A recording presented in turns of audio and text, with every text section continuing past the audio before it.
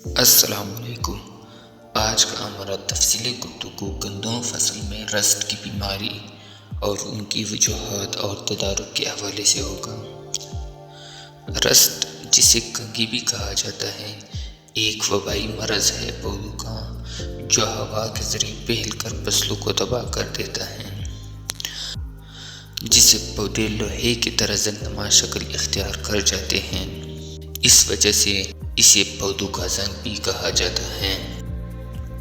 یہ اکثر فروری کے مہینے میں حملہ آور ہوتی ہے گندم فصل پر، جس کا تعلق ہوا اور نمی کے ساتھ ہوتا ہے۔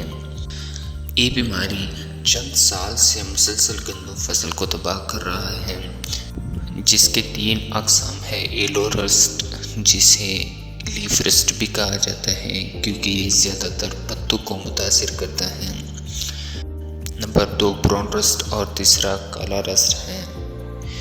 یہ بیماری دراصل زندہ جاندار پنجائی کی قسم کی پیداوار ہے، جسے گندم پودوں کا رنگ پیلا پڑ جاتا ہے، جس میں سب سے زیادہ خطرناک یلو رسٹ ہے، جس کی شروعات گندم پودے کے پرانے پتوں سے ہوتا ہے، جسے گندم پودے کے پتوں پر پیلی رنگ کے چھوٹے چھوٹے دانوں جیسے داغ نظر آنے لگتے ہیں اور آہستہ آہستہ چڑھ کر مکمل پتا گھیر لیتا ہے۔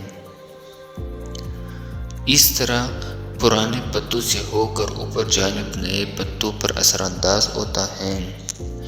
بروقت علاج نہ کرنے کی صورت میں گندم کا سارا پودا لپیٹ لیتا ہے، جس سے گندم دانہ انتہائی باریک اور کم وزن پڑتا ہے، جس سے مالک کا بے تحاشا نقصان ہو جاتا ہے۔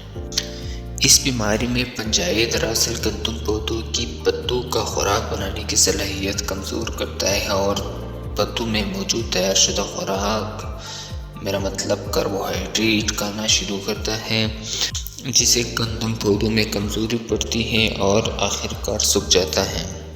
اس بیماری کو جانچنے کے لیے گندم پودے کے پتوں پر ہاتھ رگڑنے سے زنگنما رنگ ہاتھ پر لگتا ہے۔ بعض اوقات گندم پودا بظاہر یلو نظر آتا ہے، لیکن ہاتھ رگڑنے سے رنگ نہیں دیتا، لہٰذا ایسے حالات میں یوریا، فرٹیلائزر وغیرہ کے استعمال سے یہ ختم ہوتا ہے، کیونکہ یہ غذا کی کمی کی وجہ سے ہوتا ہے، نہ کسی فنجیسائڈ اٹیک سے۔ یہ بیماری مندرجہ ذیل وجوہات کی بنا پر شروع ہوتی ہے، جس میں نمبر 1 درجہ حرارت کا گرنا اور ہوا میں موجود نمی ہوتا ہے، کیونکہ اس کا تولیدی عمل 6 سے 12 ڈگری سینٹی گریڈ پر ہوتا ہے۔ ٹمپریچر کی تھوڑی بڑھنے سے یہ گندم فصل کو اپنا مسکن بنا لیتے ہیں اور حملہ آور ہوتے ہیں۔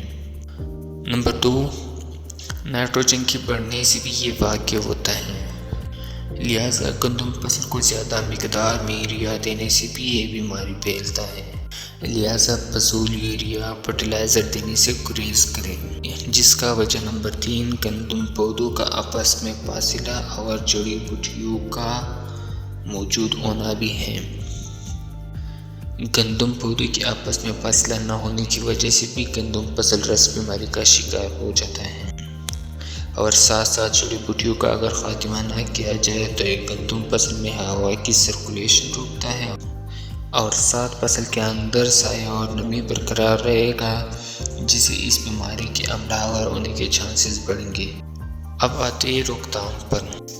اس بیماری کی روک تھام مندرجہ ذیل طرح سے کیا جاتا ہے۔ نمبر 1 جینیاتی حوالہ سے۔ جینیاتی حوالہ سے گندم کی ان ورائٹیز کا استعمال کرنا چاہیے جس کی قوت مدافعت زیادہ ہو تاکہ وہ بہتر طریقے سے بیماریوں سے لڑ سکیں، جس میں اجالا 2016 آتا ہے، پاکستان، جوہر، غازی وغیرہ وغیرہ۔ ان کے استعمال سے تھوڑا بہت رسٹ کی روک تھام ہوتی ہے۔ نمبر 2 میں پوٹاش کا استعمال ہے۔ بعض اوقات پودوں میں نیوٹرینٹ کی کمی کی وجہ سے یہ رسٹ بیماری کی شکار ہو جاتی ہیں، لہٰذا پوٹاش کے استعمال سے گندم پودے میں طاقت اور قوت مدافعت پیدا ہوتے ہیں، جو پودے کو لڑائی کے لیے تیار رکھتا ہے۔ نمبر 3 میں فنجیسائڈ کا استعمال ہوتا ہے۔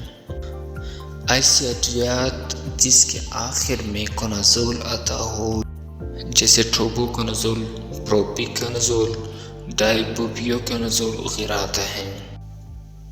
یہ باقی زہریلی ادویات کے مقابلے میں زیادہ کارآمد ہوتی ہیں اور یہ بیماری گندم فصل میں ٹکڑوں کی شکل میں عملہ آور ہوتی ہے۔ اس لیے پورے کھیت پر سپرے کرنے کے بجائے اگر متاثرہ علاقہ پر سپرے کیا جائے تو اسے قابو کیا جا سکتا ہے۔ تدارک میں چوتھا وجہ یہ بھی آتا ہے کہ بنا ضرورت پانی کا استعمال کرنا، کیونکہ پانی سے پودے کی ماحول میں ٹھنڈک اور نمی بڑھتی ہے جس سے رسٹ بیماری شدت اختیار کر جاتا ہے، لہٰذا پانی دینے سے اجتناب کریں۔ آج کے لیے اتنا ہی کافی، اگلی ویڈیو میں ایک نئے ٹاپک کے ساتھ حاضر خدمت ہوں گے، تب تک کے لیے دیجیے اجازت، اللہ حافظ۔